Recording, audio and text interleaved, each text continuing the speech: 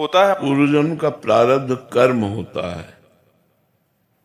जहां हमारा जैसा कर्म है वो आकर के सुख या दुख हमको देगा। अब जैसे कर्म बिगड़ा हुआ है तो पुत्र रूप में तो आएगा, लेकिन पूरे जीवन आपको क्लेश देता रहेगा। वो ऐसे आचरण करेगा कि आपको क्लेश होगा, वो आपको मारेगा, आपको गाली देगा, आपकी संपत्ति का नाश करेगा। आया पुत्र रूप में ही है, लेकिन हमारा कर्म है जो हमको दुख देने आया है, तो पुत्र रूप में आया है। ऐसे ही सुख रूप में आया है, विनम्रता, बड़ा प्यार, पूरे जीवन भर ऐसे आचरण जिससे देख देख करके सुख हो, वो कर्म। को न काहू के सुख दुख कर दाता, निज कृत कर्म भोग सुन भ्राता। हे भाई, कोई किसी को सुख दुख नहीं देता, अपना कर्म ही सुख दुख देता है। वही उनके दिमाग में सवार होकर ऐसा बोलेगा, हमें सुख होगा, वही ऐसा बोलेगा, हमें दुख होगा। हमारा कर्म ही हमको सुख दुख देता है। तो इसलिए हमें ये जन्म जो है राग रहित होकर के, ममता रहित होकर के, सारा ममता सारा अनुराग भगवान के चरणों में समर्पित कर दें और नाम जप करें और सबसे अच्छा व्यवहार करें। अपने पराये का भेद न रखें, सब में भगवान विराजमान है। ये अपने पराये छोटे छोटे घरों में अपने को बांट ले, ये सब अज्ञान की बातें हैं। मेरा व्यवहार तो सबके लिए अच्छा होता है, बट सामने से प्यार और इज्जत के लिए मैं हमेशा तरसती रहती हूँ। नहीं, इसकी जरूरत नहीं है। दुखी हो जाओगी, परमार्थ में नहीं चल पाओगी। तुम्हें कोई प्यार दे संसार में, तुम्हें कोई सम्मान दे संसार में, ऐसी आकांक्षा रखना बिल्कुल गलत आकांक्षा है। ये घोर विष की पान करने की वृत्ति है। सम्मानम कल्याति घोर गरलम नीचापमानम शुद्धा। मैं तुम्हारे साथ अच्छा करूंगा और तुम हमारे साथ अगर गलत करोगे तो भी मैं तुम्हारे साथ अच्छा करूंगा। मैं आकांक्षा नहीं रखता कि आप मुझे सम्मान दें या हमें वाहवाही करें, इसलिए मैं नहीं करता। मैं आपके साथ अच्छा व्यवहार इसलिए करता हूँ कि मेरे भगवान आपके हृदय में वास करते हैं। अगर आप सम्मान, इज्जत का मतलब सम्मान ही होता है। अगर आप सम्मान चाहती हैं, आप उधर से अनुकूल बात चाहती हैं, वो आपके अनुकूल चले, वो आपको सम्मान दे, तो ये मायाकृत बात है। इसमें आपको दुख होगा, जलन होगी, आप अच्छा करना भी छोड़ देंगे। अच्छा करके दूसरे से सम्मान चाहना, दूसरे से अनुकूलता चाहना, यह अज्ञान की बात है, परमार्थ की बात नहीं। परमार्थ की बात यह है कि अच्छा करके यदि सामने वाला बुरा हमारे साथ व्यवहार करता है तो भी हम अच्छा करेंगे, क्योंकि हम उसके लिए नहीं कर रहे, हम भगवान के लिए कर रहे हैं। वो व्यक्ति अपने स्वभाव से हमें गाली दे रहा है, लेकिन अगर अवसर आया तो सबसे पहले हम दौड़कर उसका सहयोग करेंगे। ऐसी भावना होनी चाहिए। ये परमार्थ है। स्वार्थ और परमार्थ में अंतर होता है। आपकी जो बात है वो स्वार्थ युक्त है। आप स्वार्थ रखते हैं कि हम इसको पानी पिलाया तो धन्यवाद हमें बोले, ये बात ठीक नहीं है, ये स्वार्थ युक्त है। परमार्थ ऐसा आदेश नहीं करता। परमार्थ आदेश करता है नेकी कर दरिया में डाल। अच्छा किया और परमात्मा के लिए समर्पित कर दिया, तुम हमारे साथ उसके बदले में क्या व्यवहार करते हो हमें उससे कोई मतलब नहीं है। अगर आप परमार्थ में चलना चाहती है तो इस बात को स्वीकार करें, क्योंकि दुखों का नाश करने वाला परमार्थ ही, अध्यात्म ही है। स्वार्थ में तो दुख ही दुख है। ये पक्की बात समझ लीजिए कि जिसको आप सहयोग करेंगी, अधिक से अधिक जिसको आप प्यार देंगी, सम्मान देंगी, दुलार करेंगी, वही ऐसा आचरण करेगा कि आपका हृदय जलेगा। अगर आप सम्मान और इज्जत चाहती हैं तो परमार्थ पे फिर चलना बड़ा कठिन हो जाएगा, क्योंकि संसार प्रतिकूल व्यवहार करता है और हमको हंस के प्रतिकूलता को टाल करके आगे बढ़ना है। अगर हम इसी अनुकूलता प्रतिकूलता में स्थित रहे तो क्षमता को कैसे प्राप्त होंगे, कैसे भगवान के चरणों तक हम पहुंचेंगे। ये मार्ग बड़ा चढ़ने वाला है, ऊर्ध्वगामी मार्ग है। ये मार्ग ऊर्ध्व है, ये अधो मार्ग है। तो अधो मार्ग की तरफ मत चलो, ऊर्ध्व मार्ग, स्वार्थ की तरफ मत चलो, परमार्थ की तरफ चलो। खाने का अपराध तो नहीं लगेगा, लेकिन बहुत प्रवीणता पूर्वक वचन बोलने चाहिए। बहुत प्रवीणता पूर्वक वचन। पहली बात, यदि उस मरीज के पास कोई भी सेवा में है तो आपको मरीज से नहीं बताना है, उसके सेवा वालों को बताइए और मरीज से बिल्कुल बात मत कीजिए कि उसको इस तरह की बात करके हम उसको एकदम दुख में डाल दें। ऐसा अगर मरीज के पास कोई नहीं है और फिर डायरेक्ट आपको बताना है तो बहुत प्यार भरे और उत्साह भरे शब्दों में, वैसे तो आपकी रिपोर्ट में कैंसर आया लेकिन कोई खास बात नहीं है, आप बिल्कुल ठीक हो जाएंगे, बस थोड़ा सा समय लगेगा, आप निश्चिंत रहिए। मतलब वो चाहे कल मर जाए लेकिन आपको तुरंत ऐसा उसको दुखी नहीं करना है। सबसे बड़ी औषधि होती है वचन। अच्छा ये तो बिल्कुल नॉर्मल सी बात है, आप बिल्कुल ठीक हो। ओ सुन के मरीज को अच्छा लगता है कि अच्छा डॉक्टर मिल गया, मतलब अब हमारा रोग नष्ट हो जाएगा। तो ये बात है। अगर आप डायरेक्ट किसी को ना कहें और उनके परिकर को कहें तो ज्यादा अच्छा रहेगा। और जब किसी के पास कोई नहीं है तो भी बहुत मधुर शब्दों से हम ऐसे कि आपके ये कोई सीरियस मैटर नहीं पर ऐसा है, उस पर हम दवा दे रही हैं और बहुत जल्दी शीघ्र ही लाभ आपको प्राप्त होगा। और ऐसे बहुत से मरीजों को लाभ प्राप्त हुआ और अच्छे हो गए। ऐसा कर भले वो कल मर जाए लेकिन हमको मधुर वचनों से बोलना है और अच्छी औषधि का सेवन करना है। अब वो कितने दिन जिएगा लेकिन वो मर मर के जिएगा अगर हम उसको बहुत सीरियस बोल देते हैं कि अब तो हमने ऐसे व्यक्तियों को देखा जिनके घर वालों को डॉक्टरों ने बता दिया कि अब ये कुछ दिन के रहे, लेकिन ना घर वालों ने बताया ना डॉक्टरों ने बताया, तो बड़ी प्रसन्नता से मतलब वो सुख पूर्वक मरना तो उनको है लेकिन उनको चिंता नहीं है। अब उनको चिंता डाल देना तो मुझे अच्छा नहीं लगता कि आप उनके घर वालों से या उनके जो परिकर के हैं उनसे बोलो, मरीज को डायरेक्ट मत बोलो। और डायरेक्ट भी बोलना हो तो बहुत ही ऐसे सरल शब्दों में बोलिए कि उसे सीरियस ना ले पावे। अंगूठियों से कुछ होता है क्या? अंगूठी तो ऊपर पहली जाती है, कर्म जो है वो बड़ा प्रबल होता है इन अंगूठी। अगर अंगूठियों से होता तो अंगूठी बनाने वाला सुखी हो जाता कि नहीं हो जाता? क्योंकि उसके पास तो सैकड़ों प्रकार की अंगूठियां हैं।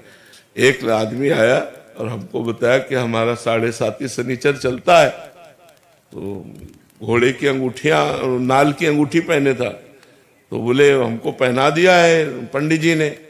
तो उनका क्या है? बोले घोड़े के नाल की अंगूठी। और कहा इससे 7.5 नहीं आएगा। तो कहा घोड़े के ऊपर 7.5 चढ़ा हुआ बेचारा दिन भर रोड में दौड़ता है, उसका तो उतरा नहीं, उसकी नाल से तुम्हारा क्या उतर जाएगा? अरे घोड़े की तो खुद दुर्गति हो रही है, वो बेचारा लाद लाद करके परेशान है। ये मनुष्यों की बुद्धि मायाप्रीत है, माया ने अपहरण कर लिया है। नहीं, खुला मार्ग है। मामे वे प्रपद्यन्ते माया में ताम तरन्ते। भगवान की शरण में हो जाओ, भगवान का नाम जप करो, अच्छे कर्म करो, किसी से आशीर्वाद मांगने की जरूरत नहीं, किसी से जंतुर बंधवाने की जरूरत नहीं। अंगूठी की जगह अब वो पहनो जिससे नाम जप किया जाता। क्या कहते थे? काउंटर, काउंटर करो, एनकाउंटर कर दो सब तुम्हारे जितने दुख है, जितने दुख है, जितनी विपत्तियां है, उनका एनकाउंटर कर दो काउंटर के द्वारा। राधा राधा राधा राधा राधा राधा, दुकानदारी बंद हो जाएगी मत। नहीं, शोभा के लिए अगर आप बड़े धनी हो तो बढ़िया हीरा का नग लगा करके सोने की अंगूठी बढ़िया शोभा के लिए पहनो। गृहस्थ में कोई बाबा जी तो हो नहीं, उसके लिए हम निषेध नहीं करते, लेकिन किसी भी प्रकार की अंगूठी से आपका दुख नष्ट हो जाएगा। बहुत डराते भी है। ऐसे किसी को नहीं, ठगना नहीं चाहिए। किसी भी धातु में तुम्हारे प्रारब्ध को नष्ट करने की सामर्थ्य नहीं है, ये बात पक्की समझ लो। प्रारब्ध भोग भोगना ही होता है। अगर वो कुछ कट सकता है तो भगवान काट सकते हैं।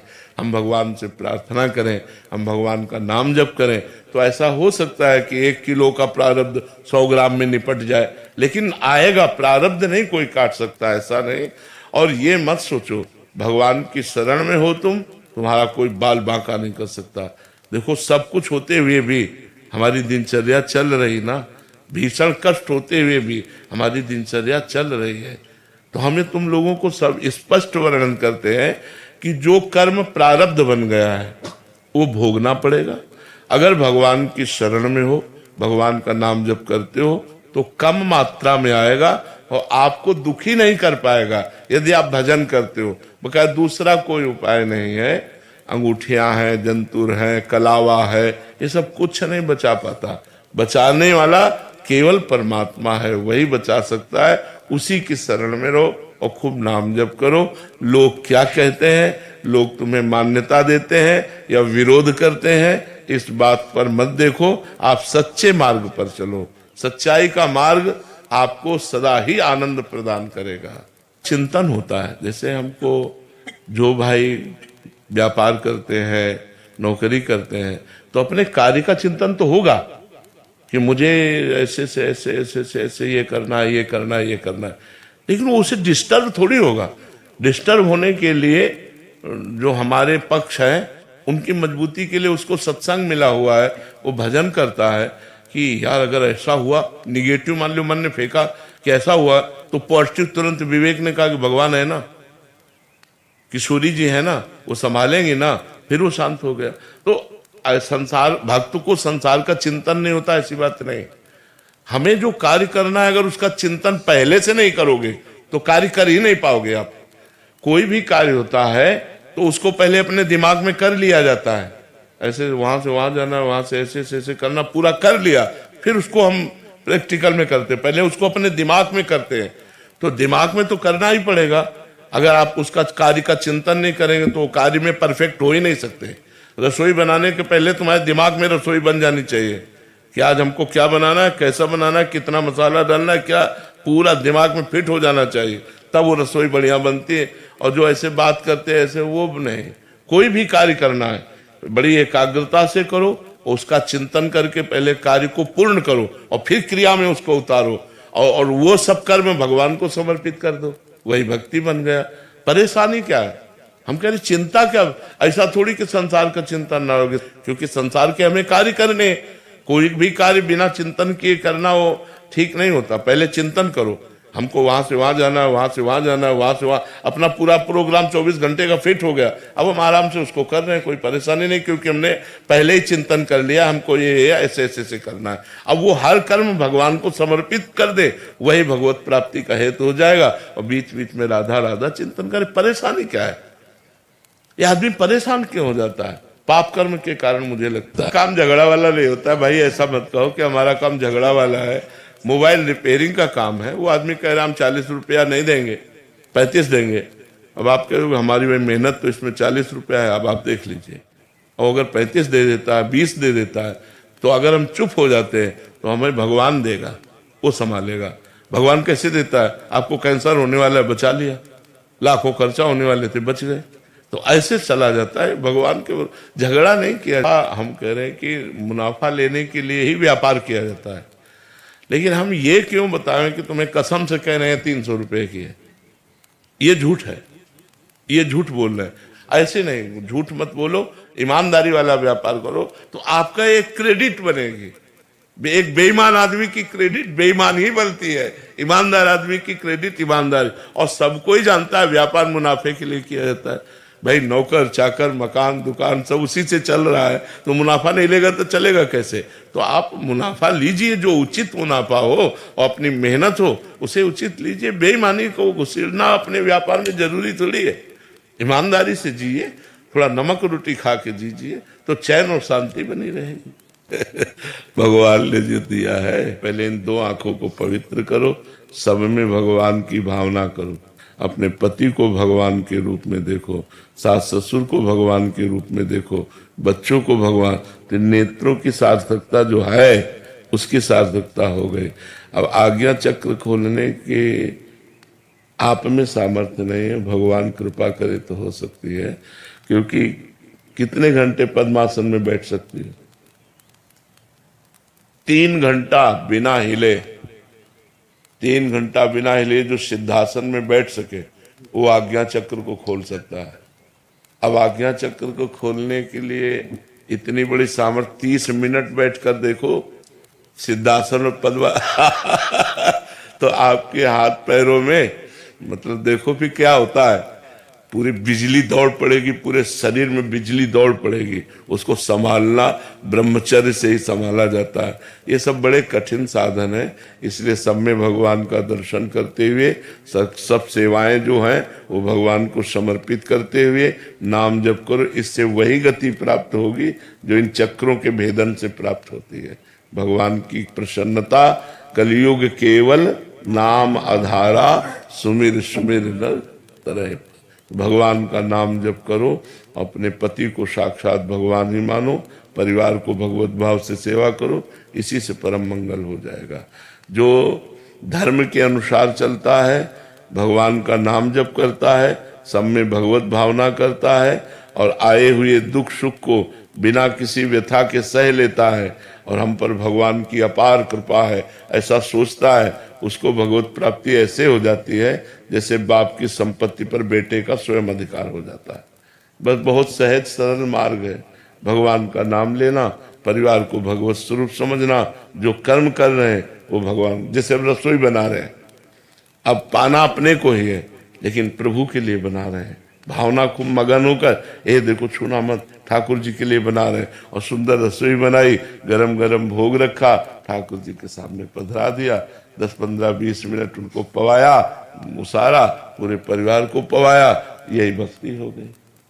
भक्ति में कोई नया कार्य नहीं करना, जो कार्य कर रहे हो वो भगवत भाव से करो, वही आपको भगवत प्राप्ति करा देगा। जो कार्य कर रहे हो भगवत भाव से करो, उसी में दिव्यता आ जाएगी। बस ये है कि नाम जब बड़ा कठिन है निरंतर चलाना।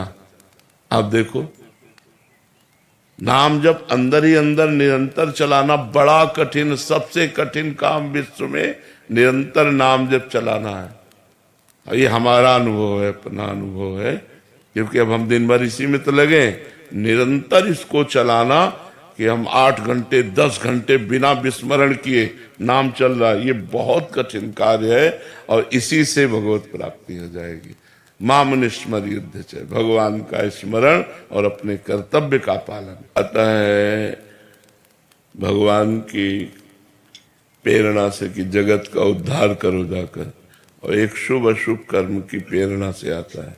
तो जो महापुरुष आते हैं उनसे पाप तो बनता नहीं, और जो कल्याण होता है भगवान की आज्ञा से आए थे, तो उनका कोई कर्म नहीं बनता। तो अगला उनका जन्म कर्म के अनुसार होना नहीं, तो आए हैं सिर्फ जगत मंगल करने के लिए। वो जगत मंगल किए, फिर भगवान की सेवा में। वो सरकारी आदमी है, वो कर्म बंधन से, प्रकृति के बंधन से, माया में बंद करके नहीं आए, आए माया में है। लेकिन जैसे जेल में जेलर भी रहता है और कैदी भी रहते हैं, तो कैदी और जेलर में अंतर है ना।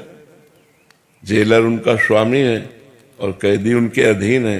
कैदी कर्म फल भोग रहे उसी में रहा है, लेकिन वो आनंद पूर्वक रह रहा है, वो जेल का स्वामी है जेलर। तो ऐसे ही कर्म बंधन से बंधे हुए जीवों को अपनी कृपा दृष्टि से उद्धार करने के लिए, वाणी से उद्धार करने के लिए महापुरुष भगवान भेजते रहते हैं। जैसे हरिवंश महाप्रभु आए, स्वामी हरिदास जी आए, चैतन्य महाप्रभु आए, वल्लभाचार्य जी आए, निम्बारकाचार्य जी आए, रामानुजाचार्य जी, रामानंदाचार्य जी, भगवान शंकराचार्य जी, ऐसे बहुत बड़े बड़े महापुरुष पधारे इस पृथ्वी पर, जो आकर के खूब भक्ति ज्ञान का विस्तार किया और वह अंतर ध्यान हो गए। उनका कोई कर्म बंधन नहीं होता। समझ, किसका प्रश्न है, समझ रहे ना? हाँ, उनका कोई कर्म बंधन नहीं होता। उनके द्वारा जो जगत कल्याण होता है वो भगवान की आज्ञा का पालन होता है, वो कर्म बंधन नहीं होता है। गुरुदेव, जैसे वो कर्म वगैरह करेंगे, वहाँ पे जो भाई है बहन है वो सब आएंगे, तो उनसे बिल्कुल विमुख रहेंगे। हाँ, अंदर से किसी से कोई संबंध नहीं रहेगा। देखो चैतन्य महाप्रभु के, देखो वृद्धा माँ है और भी नवीन बहू विष्णु प्रिया जी हैं, घर में कोई पानी लाने वाला भी नहीं बाहर कुआं से, और वैराग्य धारण कर लिया। किसी से कोई मोह नहीं, किसी से कोई राग नहीं। महात्मा बुद्ध की देखो, नवजात शिशु, नवीन पत्नी, राजकुमार, सारा वैभव छोड़ करके चले गए। सब महापुरुष राग रहित होते हैं, उनका किसी संबंध नहीं होता। वो दिखाई देता है लेकिन वो राग रहित होते हैं। जैसे भगवान श्री राम, राज्याभिषेक होने वाला है और वनवास, तो जैसे राज्याभिषेक में प्रसन्न थे वैसे वनवास में प्रसन्न थे। कहीं कोई राग नहीं होता। वो राग दिखाई भले तुम्हें दे तुम्हारी दृष्टि से, उनमें कोई राग नहीं होता, और राग रहित महापुरुष होता है। माता पिता भाई बंधु परिवार सब, उनसे कोई राग करे वो किसी से, वो निरपेक्ष रहते हैं। जैसे उड़िया बाबा थे, बचपन में ही शांत बैठे रहते थे, किसी से कोई मतलब नहीं।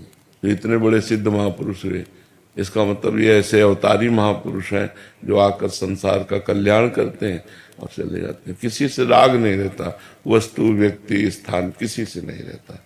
उनकी अंतर की स्थिति होती है। दिखाई जरूर देता, माँ को माँ कहेंगे, पिता को पिता कहेंगे, भाई को भाई कहेंगे, और जब एकदम वैराग्य धारण करेंगे तो किसी का रोना धोना किसी से कोई मतलब नहीं, वो अपनी स्थिति में चलेगा। अंतर्गत पर चर्चा, पर दोषों का दर्शन करके उनका वर्णन करना निंदा के अंतर्गत आता है। जैसे किसी व्यक्ति की, वो व्यक्ति ऐसा है, वो उसके दोष दर्शन करके दोष वर्णन करना, ये निंदा के अंतर्गत आता है। तो जड़ चेतन गुण दोष में विश्व कीन करतार, संत हंस गुण गाहे पे परिहरि वार विकार। ये पूरा संसार जो रचा है ये गुण दोष दोनों से मिश्रित रचा है। तो जैसे दूध और पानी मिला के रख दो तो हंस दूध पी लेता है, पानी छोड़ देता है। ऐसे अच्छे स्वभाव वाले जो साधक है वो दूसरों से गुण लेते हैं, दोषों का त्याग कर देते। किसी के दोष अगर दिखाई भी दिए तो सोचते मेरे भगवान की माया है, वो वर्णन नहीं करेंगे कि वो ऐसा ऐसा ऐसा।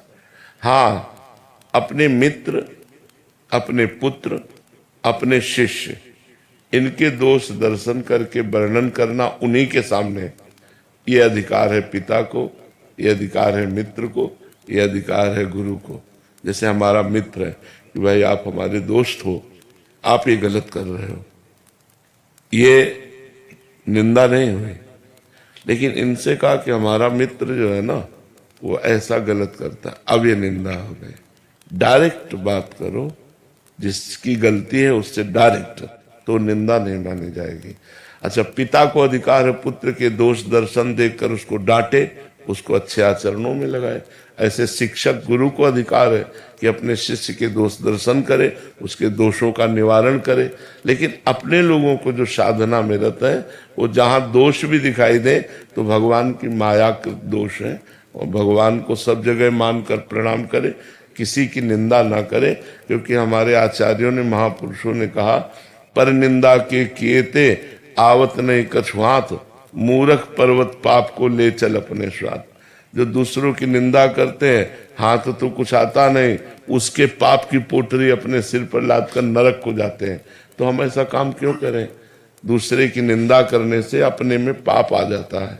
निंदा जिसकी कर रहे हो उसका, और अपना पुण्य उसके पास चला जाता है। इसलिए पाप भरी बात, किसी की निंदा न करे, किसी के दोष दर्शन न करे। दोष दिखाई भी दे तो हरि जाने, हरि का काम जाने। ये सृष्टि उनकी है, हमको प्रणाम करना है।